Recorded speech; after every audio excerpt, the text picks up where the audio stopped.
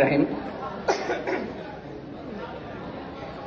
প্রথমে একটা বিষয় স্বীকার করে নিই, আমার জীবনে আমি ডাক্তার সাহেবদের দেখেছি, যতবার চেম্বারে গিয়েছি ওনাদের, একজন ডাক্তার, ভীত রোগী, আর হয়তো আরেকজন ওনার অ্যাসিস্ট্যান্ট, কিন্তু চোখের সামনে এরকম কয়েক শত ডাক্তার, এটা আমার জন্য একটা নতুন অভিজ্ঞতা। আজকে এই ডেবের বিভাগীয় সাংগঠনিক সম্মেলন ইফতার মাহফিলের সভাপতি আমার বড় ভাই ডাক্তার শামীমুর রহমান, আজকে আমাদের মধ্যে উপস্থিত বিএনপি চেয়ারপারসনের অন্যতম উপদেষ্টা জনাব ফরাদ হালিম ডোনার, আমাদের মধ্যে উপস্থিত ডেবের সভাপতি এবং আজকের অনুষ্ঠানের প্রধান বক্তা জনাব হারুনুর রশিদ, এবং ডেবের সেক্রেটারি জেনারেল জনাব আব্দুল সালাম ভাই সহ মঞ্চে উপস্থিত অন্যান্য নেতৃবৃন্দ এবং আমার সামনে উপস্থিত তরুণ চিকিৎসক ভাইয়েরা এবং 2-4 জন বোনেরা, আসসালামু আলাইকুম। গত 15, 16, 17 বছরে আমাদের শুধু ইনস্টিটিউশন না বা শুধু অর্থনীতি না, আমাদের মনোজগতের যে ক্ষতি করে গিয়েছে প্রফেশনালদের ক্ষেত্রে। আমি এখানে বসে বসে শুনছিলাম আমার আগের যারা বক্তব্য দিচ্ছিলেন, স্বাভাবিকভাবে যখন যে সময়, সেই সময়ের কথাগুলি প্রাসঙ্গিক হবে এবং কথাগুলি হলো মানে হেভিলি পোলারাইজড। আমরা যে আদর্শে বিশ্বাস করি, দল হিসাবে যে আদর্শে বিশ্বাস করি, সেটির কেন্দ্রিক কথা। আমি গত 15-20 মিনিটে প্রফেশনাল লাইনের কোনো কথা শুনি নাই।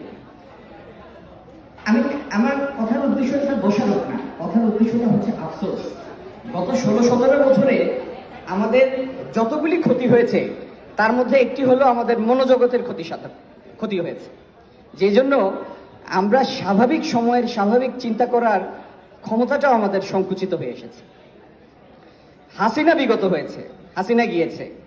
মনে করেন আজকের দিনে এই সময়ে এখন আপনার সামনে, আমার সামনে বিদ্যুৎ আছে, এসি চলছে। এক মুহূর্ত পরে যদি বিদ্যুৎ না থাকে, তখন একটা নতুন বাস্তবতা। সবাই সুস্থ আছি, হঠাৎ কারো একজনের হাত ভেঙে গেল, এটি আর একটা নতুন বাস্তবতা তার জন্য। হাসিনা যখন ছিল সেটি ছিল এক বাস্তবতা, হাসিনা নাই, এখন সম্পূর্ণ ভিন্ন বাস্তবতা এবং আমাদের সামনের চ্যালেঞ্জগুলিও ভিন্ন। প্রথম চ্যালেঞ্জ হলো, যে ফোরাম নিয়ে আজকে আমরা বসছি, আমাদের বের করতে হবে আগামী দিনগুলিতে বাংলাদেশের হেলথ সেক্টরকে কিভাবে একটা ভায়াবল ডেলিভারেবল সেক্টরে রূপান্তর করা যায়। এটি হচ্ছে এখনকার সবথেকে বড় চ্যালেঞ্জ। আপনি আশপাশে তো কোনো শিল্পোন্নত দেশ নাই, কোনো G7 এর অংশ নাই, ইভেন G20-রও অংশ নাই। এই সমস্ত দেশের তুলনায়ও এখানকার আউট অফ পকেট এক্সপেন্স সবার থেকে বেশি, হাইয়েস্ট, এই রিজিয়নের মধ্যে হাইয়েস্ট। এবং আপনারা যদি একটা 74% যদি থেমে থাকতো, সামনের মাসে জরিপ করলে দেখা যাবে ওটা 75-এ চলে গিয়েছে।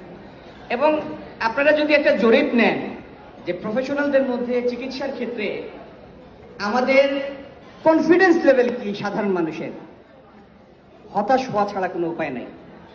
তার মানে আগামী দিনের এই দেশকে যদি ভায়াবল, সাস্টেইনেবল, ফিজিবল একটা ফাংশনাল রাষ্ট্রে পরিণত করতে হয়, তার অন্যতম প্রধান চ্যালেঞ্জ হলো হেলথ সেক্টরকে একটা ডেলিভারেবল সেক্টরে রূপান্তর করা। এই চ্যালেঞ্জ, আজকে লম্বা বক্তৃতা দিয়ে এই সময় নষ্ট করব না, আমাদের সাথে অনেক জ্ঞানী চিকিৎসকরা আছেন। এই চ্যালেঞ্জ থেকে উত্তরণের জন্য এই ফর্মুলা আপনাদের নিয়ে আসতে হবে। আপনারা যেটা নিয়ে আসবেন রাজনৈতিক ক্ষেত্রে, সেটাই আমরা বাস্তবায়ন করব। আপনারা সবাই সুস্থ থাকুন, ভালো থাকুন, আর ডেব সংগঠন হিসাবে উত্তর এগিয়ে যাক। সবাইকে ধন্যবাদ, মাহে রমজানের শুভেচ্ছা, আসসালামু আলাইকুম।